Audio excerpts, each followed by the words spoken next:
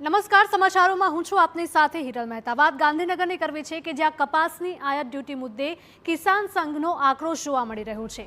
ભારતીય કિસાન સંઘે કપાસ પરની આયાત ડ્યુટી ઉઠાવવાના નિર્ણયનો વિરોધ કર્યો છે, ત્યારે સરકારનો નિર્ણય ખેડૂતો માટે પડતા પર પાટું સમાન છે તેવું આર.કે. પટેલે કહ્યું છે।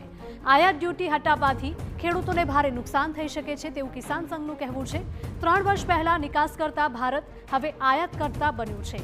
કપાસના બીજ પર સંશોધનની તાતે જરૂરિયાતની કિસાન સંઘની માંગ છે।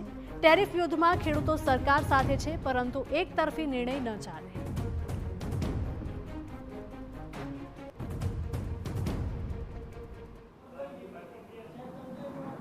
माननीय मुख्यमंत्रीश्रीने विनंती करी है कि भारत सरकारना आ मुद्दा पर ध्यान दौरे और कपास पर जे आयात ड्यूटी उठावी है ए लादे, अथवा तो जे नुकसान खेडूतने थवानुं छे आयात ड्यूटी उठावी लेवाथी ए नुकसाननी भरपाई करवा माटेनी कोई योजना बनावे।